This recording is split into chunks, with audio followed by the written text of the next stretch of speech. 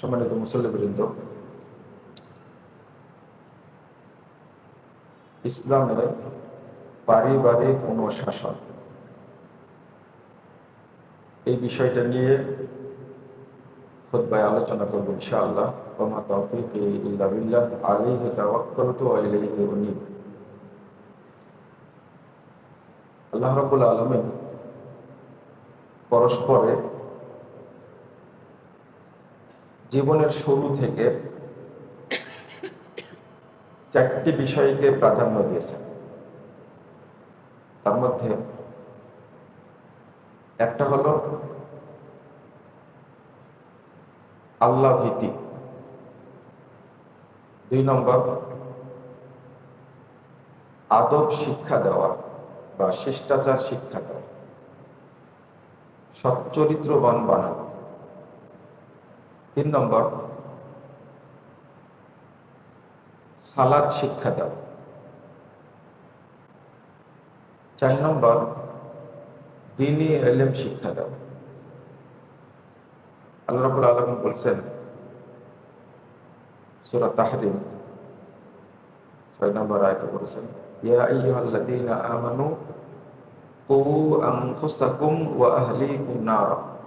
হে ঈমানদারগণ, তোমরা নিজেদেরকে এবং তোমাদের পরিবারকে জাহান্নাম থেকে বাঁচাও। সাহাবাকেরা এই আয়াতের অর্থ করতেন, যেমন আলী রাদিয়াল্লাহু আনহু বলছেন যে বাঁচতে হলে, জাহান্নাম থেকে বাঁচার জন্য প্রথম বলছেন, যেটা ইমাম বুখারী রাহিমাহুল্লাহ উল্লেখ করেছেন তাবেঈ বিদ্যান মুজাহিদ থেকে, যেটা সাহাবীরা বলতেন, আউসু আনফুসাকুম ওয়া আহলিকুম বিতাকওয়াল্লাহ। তোমরা নিজেদেরকে এবং পরিবারকে তাকওয়ার নসিহত করো। যখন খুতবায় দাঁড়াই আমরা, তখন মুসল্লিদেরকে বলি ইত্তাকুল্লাহ, আপনারা আল্লাহকে ভয় করেন। এটা অপরকে নসিহত করা, কিন্তু নিজেকে ওসিয়ত করা বলতে কি বোঝায়? আউসু আনফুসাকুম, তোমরা নিজেদেরকে ওসিয়ত করো। নিজেদের তাকওয়ার ওসিয়ত করা বলতে কি বোঝায়? আমরা তো নিজেকে নিয়ে ভাবি না, প্রত্যেকের চিন্তা অন্যজনকে নিয়ে।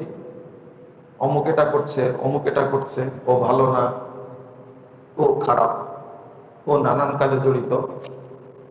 কিন্তু আল্লাহ বোঝাতে চাচ্ছেন আউসু আনফুসাকুম, আগে নিজেদেরকে নসিহত করো।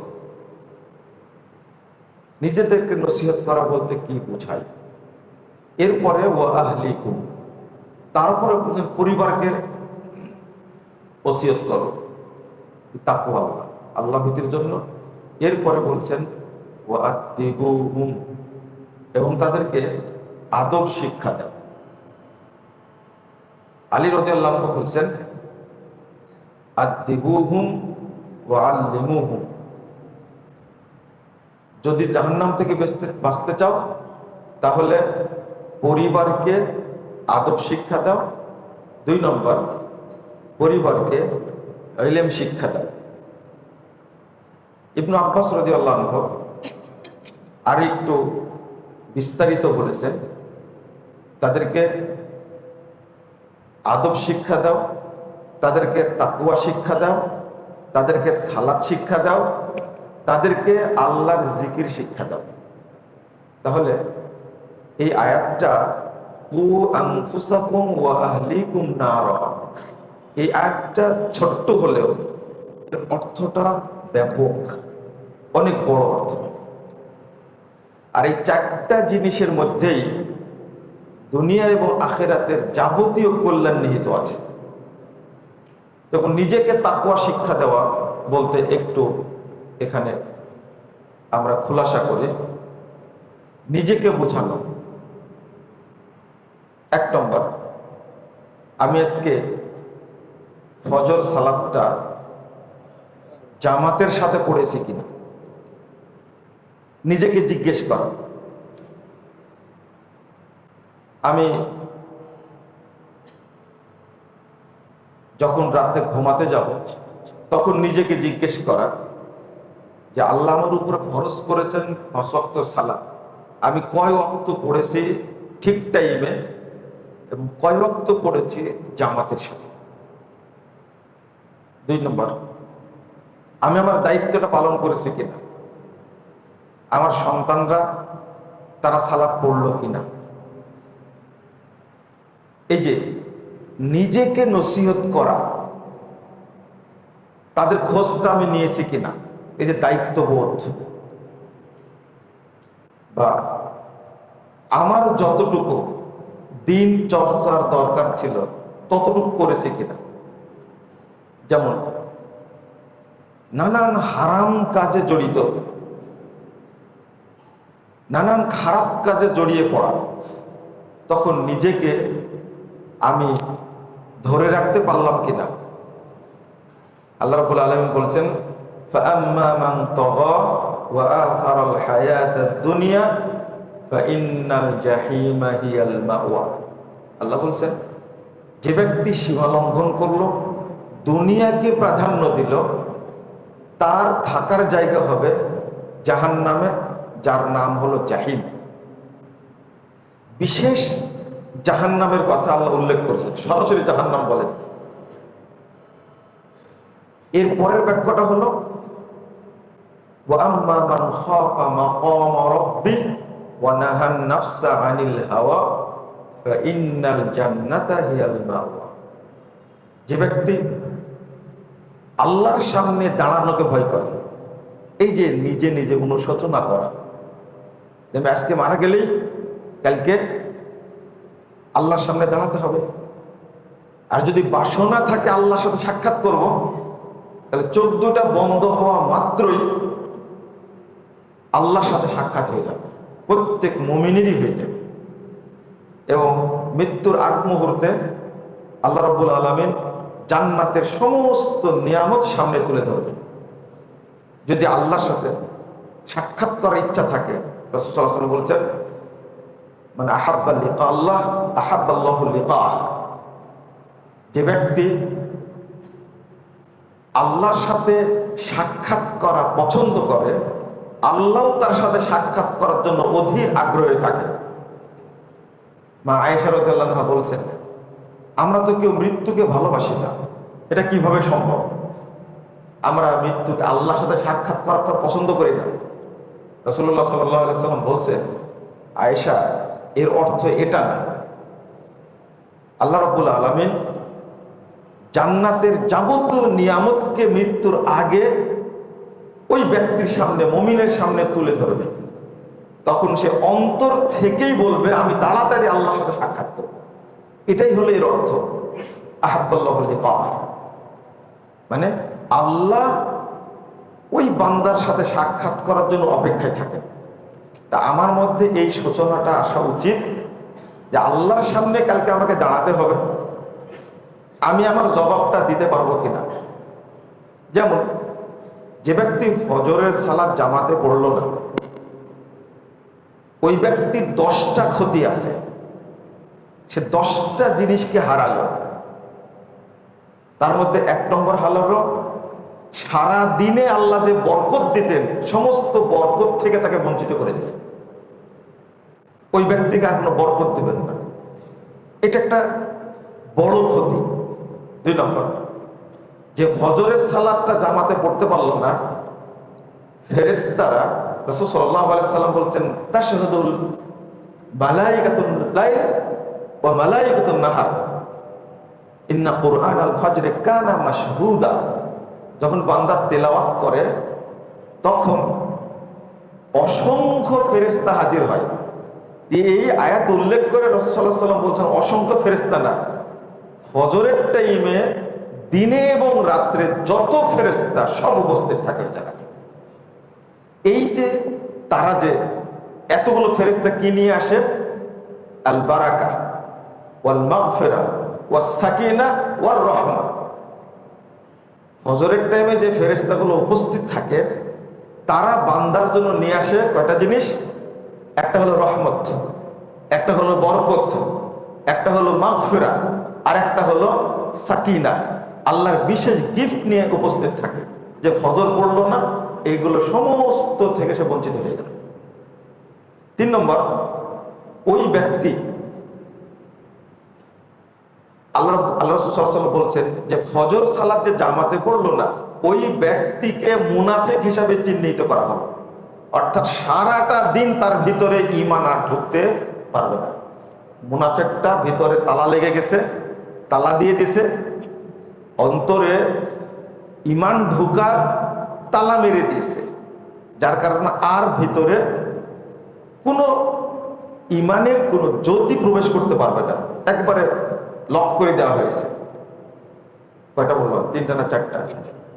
5 নম্বর হলো রাসূল সাল্লাল্লাহু আলাইহি ওয়াসাল্লাম বলছেন, আল্লাহুম্মা বারিক লি উম্মতি ফি বুকুরিহা। ফজরের সালাত শেষ হয়ে যাবে, তখন থেকেই আপনাকে সব কাজ শুরু করতে হবে।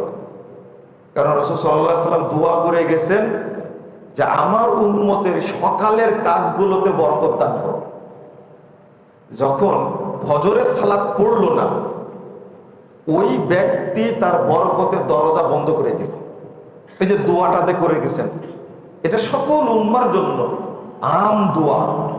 আল্লাহুম্মা বারিক লি উম্মতি ফি বুকুরিহা। আমার উম্মত সকালে যত কাজ করবে, আল্লাহ তুমি সমস্ত কাজে বরাকাত দান করো।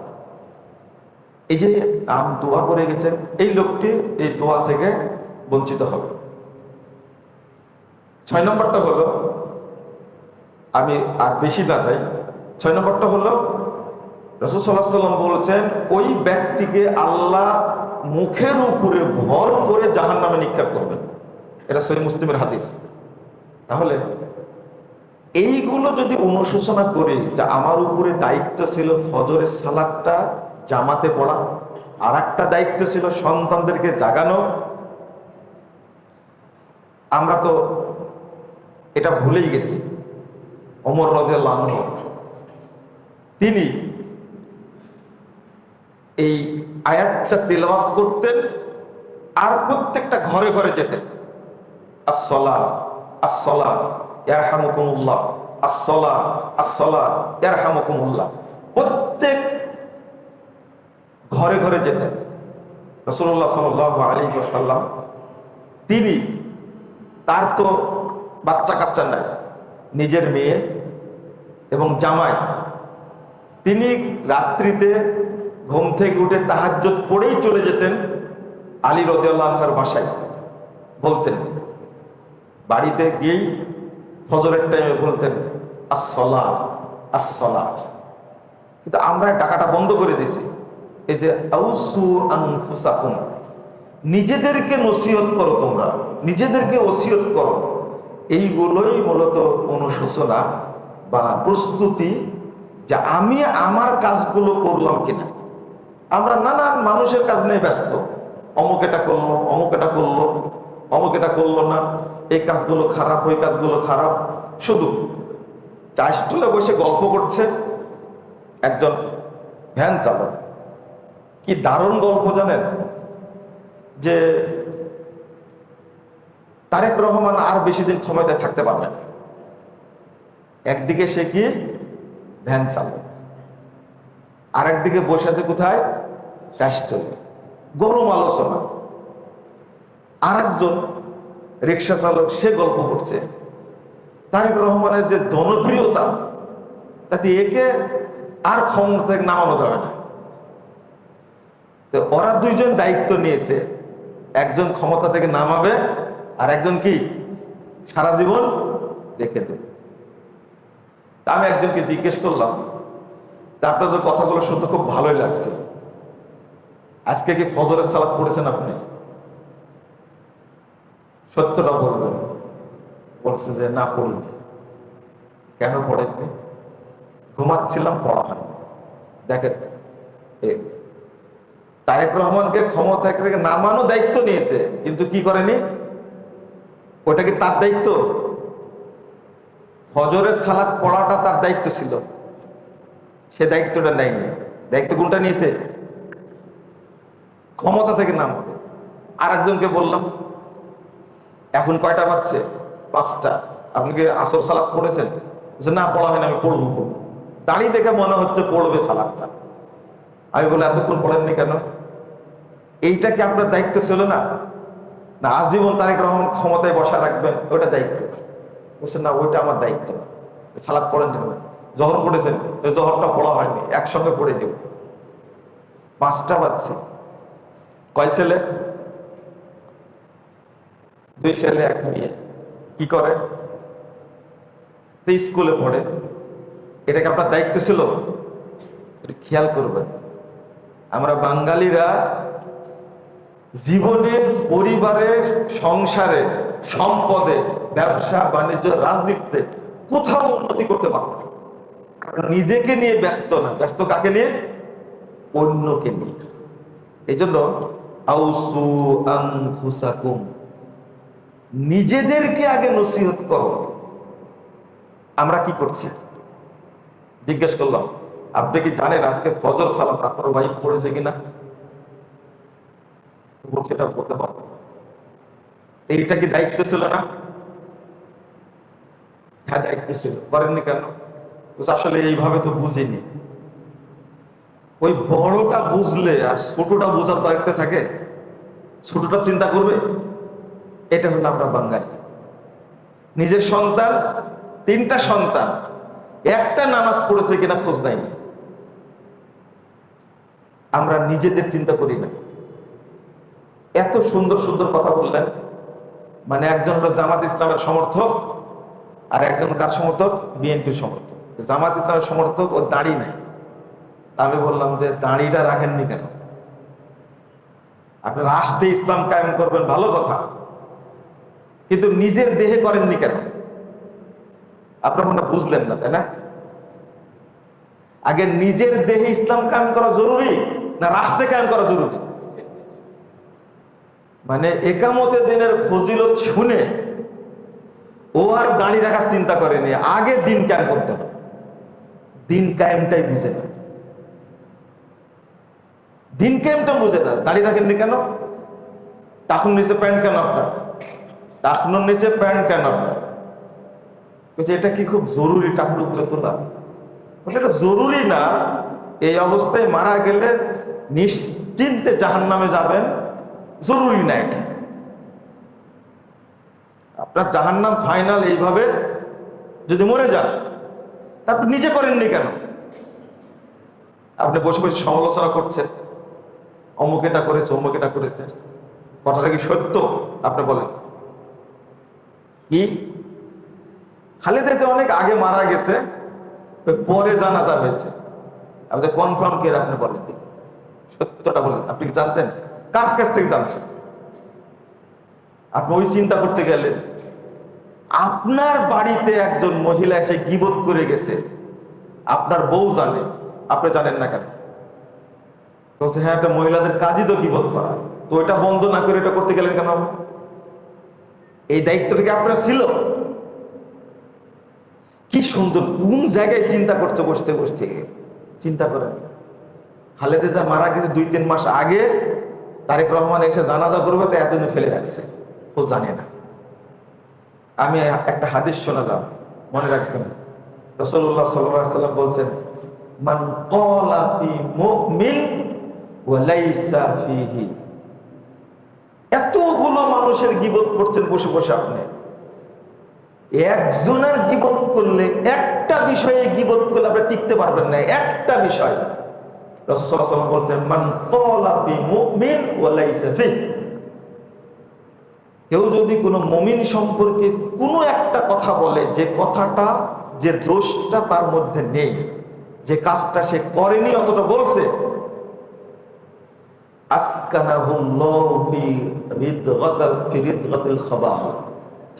আল্লাহ এই একটা কথা বলার কারণে ওই লোককে খাবাল নামক যে জাহান্নামের সাগর আছে, সে সাগরটা হলো জাহান্নামীদের রক্ত, পুঁজ, গলিত গোশত, পেশাব পায়খানা যে সাগরে জমা হবে, এক কোনো মুমিন সম্পর্কে খারাপ কথা বলা বা ওই গুণটা তার মধ্যে নাই, অপরাধ নাই বলল, এই অপরাধে ওই লোকটাকে আল্লাহ এই দরিয়ায়, এই সাগরের মধ্যে ডুবন্ত অবস্থায় রাখবে।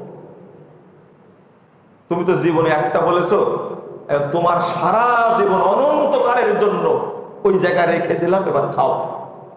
কি খাবে? উত্তপ্ত মুজ, রক্ত, আর কি গলিত গোশত, ঘাম, হাদিসে আসছে এগুলো। তা আপনি এটা করছেন কেন? এবার আমার পরিচয় জিজ্ঞেস করে। আমি বললাম পরিচয় জানার দরকার নাই, আপনি সংশোধন হন তাহলে যথেষ্ট। আমি এই কথা বলতে গেলে একটু বেশি বললাম। আসলে নিজেদেরকে নিয়ে চিন্তা করার দরকার। নিজেদেরকে, আমি কি কি কাজ করি, আমার পরিবার কি করে, আমার সন্তানরা কি করে, এই দায়িত্ব পালন করেন, আপনার হুঁশ ছুটে যাবে, কোনো হুঁশ থাকবে না। শুধু বাংলাদেশ এমন একটা অদ্ভুত রাষ্ট্র যে বাংলাদেশের জনগণ নিজ দায়িত্ব সম্পর্কে কিছুই জানে না। আপনি যান পার্শ্ববর্তী রাষ্ট্রে ইন্ডিয়া যান, আপনি 5 মিনিট সময় দেবেন তার অফিস যদি থাকে, 5 মিনিট সময় দেবে না, ওর গতিতে চলছে। কিন্তু বাংলাদেশে কলেজের টিচার স্বাধীন, আর যদি রাজনীতি করে, দলীয় রাজনীতি হয়, ও কোনোদিন যাবেই না। মাসে 1-2 বার যাবে কলেজে। এই হারামখোর ফাঁকিবাজ রাজনীতির দোহাই দিয়ে হারাম খাচ্ছে, নিজের দায়িত্ব ব্যাপারে সচেতন না, জবাবদিহিতা নাই। বিশ্ববিদ্যালয়ের ভিসি এত বড় ঘুষখোর, ওর জবাবদিহিতা নাই। এক একটা টিচার সবগুলো, অধিকাংশ হলো বলদ, এলেম কালাম কিচ্ছু নাই, শুধু বেতন খায় বসে বসে। দাপট কার? রাজনীতির দাপট। শুধু এটা না, সচিবালয়ে যান আপনি, কেউ কোনো দায়িত্ব পালন করে না।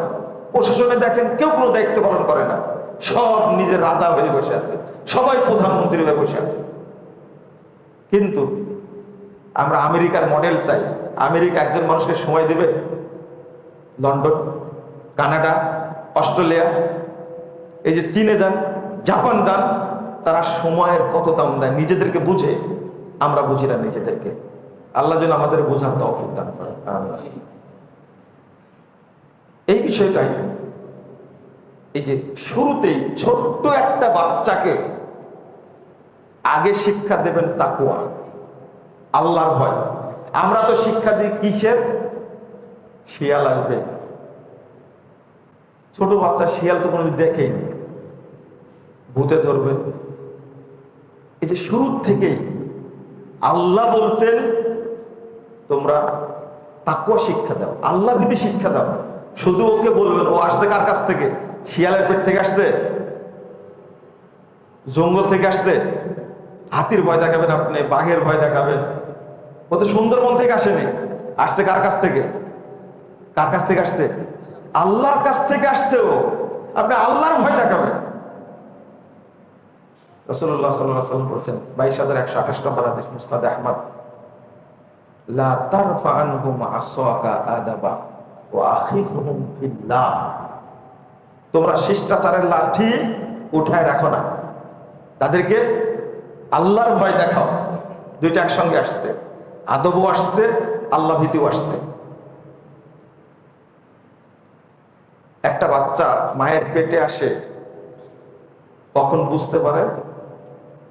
1 মাস হলে বুঝতে পারে, কাছাকাছি। কিন্তু বাচ্চাটা যখন পেটে আসে, 4 মাস পরে তার মধ্যে রূহ দেওয়া হয়। কয় মাস পরে? 4 মাস পরে রূহ দেওয়া হয়। আগে দিলে কি সমস্যা ছিল? আল্লাহ পারতেন না? 4 মাস হলো, আরো 5 মাস থাকবে। কয় মাস হলো? 9 মাস। 9 মাস পরে বাচ্চাটা দুনিয়াতে আসবে। আচ্ছা বলেন তো, 4 মাস পরে রূহ দেওয়া হলো, রূহ সহ থাকলো কয় মাস? 5 মাস। কেন? জন্ম হওয়ার 1 দিন আগে বা 2 দিন আগে রূহটা দিলে হতো না? আল্লাহ তো পারতেন। 2 দিন আগে দেন না কেন? 5 মাস আগে রূহটা দেন কেন? কারণ হলো এই 5 মাস পেটের মধ্যেই ও বাপ মাকে অনুসরণ করতে থাকে। বাপ মা হারাম খায় না হারাম হালাল খায়, এটা দিয়ে তো সে গ্রোথটা তৈরি হয় তার ভিতরে। বাপ কি করে, মা কি করে, এটা 5 মাসে অনুসরণ করে।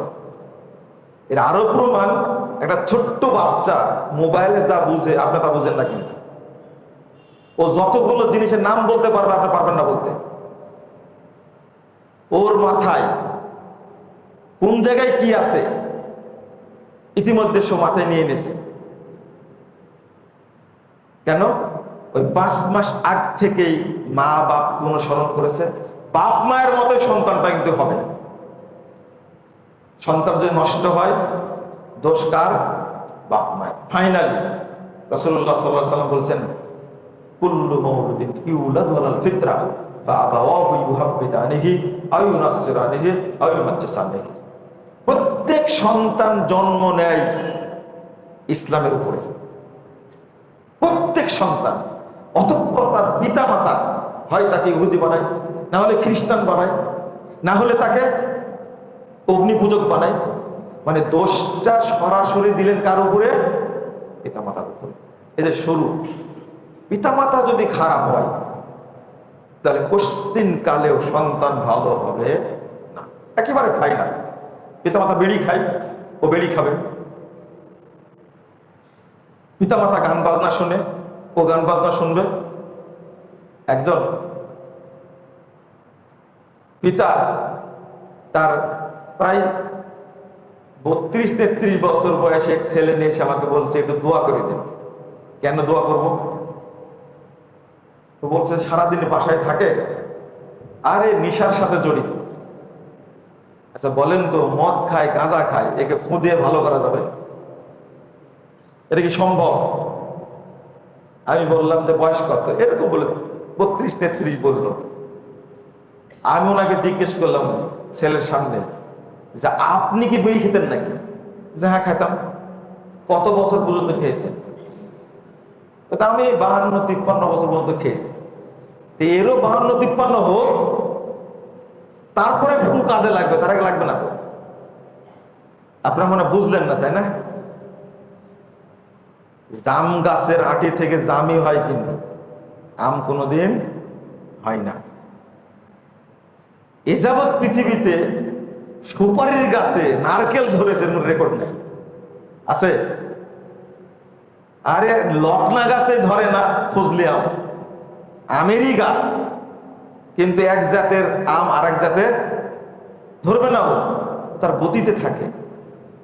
তো এই সন্তানকে তৈরি করতে বিড়ি খাওয়ায়, আর এখন চাচ্ছে বাচ্চা কি না খায়? বিড়ি না খায়, নামাজ পড়ে, ফু দিয়ে ভালো করা যাবে এটাকে।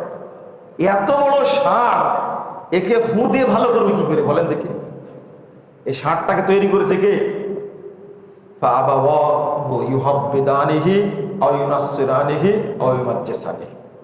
বাপ মাই মূলত দোষী। আমি এই জায়গায় বলতে চাচ্ছিলাম ছোট্ট করে, সেটা হলো যখন বাপ মা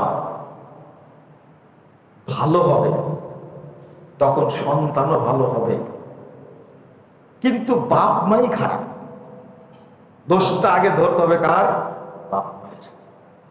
মা এত সুন্দরী একটা মা, কিন্তু জীবনে পর্দা করেনি। জীবনে পর্দা করেনি। পর্দা তো দূরের কথা, বুরকা ছিলই না, উড়নাও পরেনি, জামাও পরেনি। কি পড়ে বেড়াইছে? ফতুয়া। এখন বিয়ের অনুষ্ঠানগুলো এত নোংরা হয়, এত খারাপ হয়, এত জঘন্য হয়। বিয়ে পড়াতেও যে যাই না, দীর্ঘদিন যাইনি, মাঝখানে একবার গেছিলাম, তারপরে পশ্চিম দিক ঘুরে কান দিয়ে তোবা করে চার জীবনে যাবো না। মানে ওখানে গেলে চরিত্র বোঝা যায়, এক একটা মায়ের অবস্থা কত খারাপ আর এক একটা বাপ কত খারাপ। তোর পেট থেকে ভালো সন্তান কিভাবে আসবে? ও ঢাকা বিশ্ববিদ্যালয়ে মাস্টার্স করেছে, পরে মাস্টার্স করেনি তো, যত উলঙ্গ কোনা এগুলো করে মাস্টার্স করেছে। ওই স্ত্রীর পেট থেকে ভালো সন্তান কোনোদিনই আসবে না। সন্তান তৈরি করার জন্য ও নসিহত করবে কি করে? নসিহত করবে? দুধ খাওয়ায় সন্তানকে কোনো দিন বিসমিল্লাহ বলে না, ও ভালো হবে কোনো দিন? এই যে শুরু এখান থেকে। যখন ঘুমাতে যায় তখন সন্তানের সামনে কোনোদিন ঘুমানোর দোয়া পড়ে না। বাথরুমে যখন যায় নিজেই তো দোয়া পড়ে না। তো এই সন্তান ভালো হবে কি করে? একটা ছেলের বয়স 24-25 বছর হয়ে যাচ্ছে, এখনো সে সিয়াম রাখা শুরু করেনি। সালাত তো দূরের কথা, সিয়াম রাখা শুরু করেনি। কেন করেনি? 10 বছর বয়স হলে যেমন সালাত পড়তে হবে, 10 বছর বয়স হলে তেমনি প্রত্যেককে রমাদানের সিয়াম পালন করতে বাধ্যতামূলক। এখন 25 বছর হয়ে গেছে, বলেন তো কয় বছর সিয়াম পালন করেনি? কয় বছর? 15 বছর। এখন বয়স আপনার 75 বছর। ওই 15 বছরের সিয়াম পালন করাই লাগবে। ফিদিয়া দেওয়া চলবে না, তওবা করেও চলবে না, সাদকা করেও চলবে না। ওই 15 বছরের সিয়াম করতেই হবে। কারণ এখন আপনি তো সিয়াম পালন করেন। 15 বছরের সিয়াম কয় মাস? 15 মাস। কয় বছরে 15 মাস হয়? 1 বছর 3 মাস। 15 বছরের 1 বছর 3 মাস, 1.5 বছর লাগবে না, আপনি সিয়াম পালন করা শুরু করেন। ওই সিয়াম ক্ষমা হওয়ার কোনো বুদ্ধি নাই। অথচ 25 বছরের ষাঁড় হয়েছে, একটা সিয়ামও রাখেন। এই দোষটা কি তার না বাপ মায়ের? বাপ মায়ের। আমার কথাগুলো একটু কড়া, দোষটা তো আপনার। বিয়ে করে আসার পরে খুব স্বপ্ন দেখছে আমার সন্তানটা খুব ভালো হবে, আমেরিকায় পড়াবো। কোথায় পড়াবে? ওর জন্ম হওয়ার আগে নিয়াত করেছে ইন্টারন্যাশনাল চোর বানাবে ওকে। বাংলাদেশে থাকলে কি চোর হতো? ন্যাশনাল চোর হতো। আর এখন চোর হবে আন্তর্জাতিক চোর। ভালো বাবা মা কোনোদিন স্বপ্ন দেখে যে সন্তানকে আমেরিকায় পাঠাবো? আমেরিকা, কানাডা, অস্ট্রেলিয়া, মানুষ বাস করে এই সমস্ত জায়গায়। এটা পশু বাস করে, পশুর চেয়েও খারাপ। আরো চিন্তা করে বসে আছে। কারণ ঢাকা বিশ্ববিদ্যালয়ে পড়াশোনা করেছে দুইজনই, স্বপ্ন দেখছে এ দেশে থাকলে চোর হতো, নর্মাল চোর। এই দেশ থেকে পড়াশোনা করে বাহিরে গিয়ে যারা পড়াশোনা করে বাংলাদেশে আসছে, এরা পৃথিবীর সেরা শ্রেষ্ঠ বড় বড় চোর হয়েছে। বাংলাদেশে যত সচিবালয় আসে সবগুলোতে চোরে ভর্তি। নর্মাল চোর না, সবগুলো শিক্ষিত চোর। এক পদ্মা সেতু তৈরি করতে গিয়ে খরচ হয়েছে মাত্র 20,000 কোটি টাকা।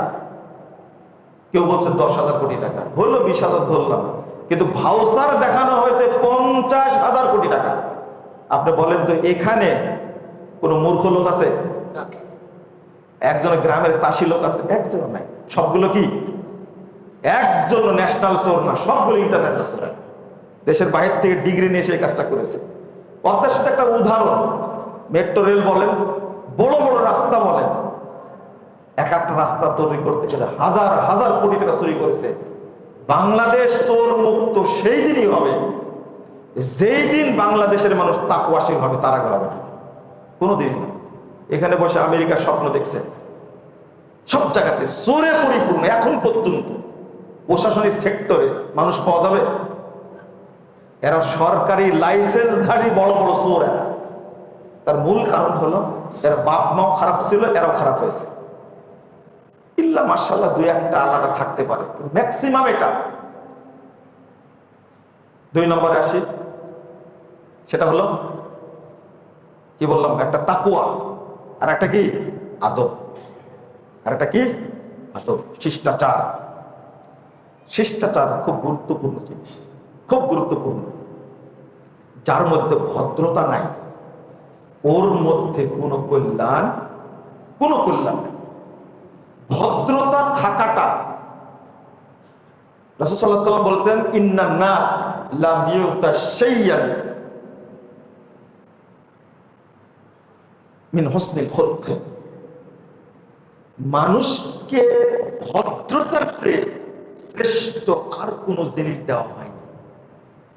একজন মানুষের মধ্যে শিষ্টাচার থাকাটা যে কত কল্যাণকর কত দামি জিনিস। আল্লাহ রাসূল সাল্লাল্লাহু আলাইহি ওয়াসাল্লাম বলছেন, বাই ইহরামির রিফক ইহরামিল খায়র, যার মধ্যে ভদ্রতা নাই তার মধ্যে কোনো কল্যাণ নাই, একবারে সবকিছু থেকে বঞ্চিত করা হয়েছে তাকে। ভদ্রতা কি জিনিস? আমাদের সন্তানগুলো কত ভদ্র চিন্তা করেন, সালাম তো দেয়ই না, বাপের সাথে তর্ক করে, মায়ের সাথে তর্ক করে, মাকে গালি দেয়, বাপকে গালি দেয়, চরম একটা পর্যায়ে প্রতিটি ঘরে ঘরে। সন্তান তো তৈরি করেনি, বানর তৈরি করেছে। সন্তান একটা, কয়টা? একটা। এত আদর করেছে যে বিষ খায় মরে যায়, গলায় দড়িতে মারা যায়, ওদের কিছু বলেও না, মারা গেলে বংশ শেষ। এই ভাই আদর করতে করতে এখন মানুষ নাই, কি হয়ে গেছে? বাদর। এত নোংরা, মুখের ভাষাও খারাপ, ব্যবহারও খারাপ, মাকেও মারে, বাপকেও মারে। দোষকার? ও সন্তানের না, দোষকার? মেয়ের বিয়ে দিয়েছেন, একটা কাজ ভালো করতে পারেনি, শাশুড়ি কি বলবে? মা, তোমার মা তোমাকে কিছু শিখায়নি, তাই না? দোষ কি ওর হলো না মায়ের হলো? শ্বশুর বলবে, মা তোমার কাজের কোনো সিঁড়ি নেই, তোমার বাপ শুধু খাওয়াইছে, কিছু শিখায়নি মনে হয়। দোষটা কার হলো? আল্লাহর নবী বলেছেন, আল্লাহ নবী বলেছেন তার বাপ মায়ের দোষ। বাপ মা যদি ইব্রাহিম আর হাজেরার মতন হয়, সন্তানও কিন্তু ইসমাইলের মতো হয়, কথা বলা মাত্রই শুনবে। 11 বছরের বাচ্চাকে বলছে, ইয়া বুনাইয়া ইন্নী আরা ফিল মানাম আন্নী আযবাহু ফানজুর মাযা তারা, আমি দেখছি তোমাকে জবাই করছি, তুমি কি মনে করো?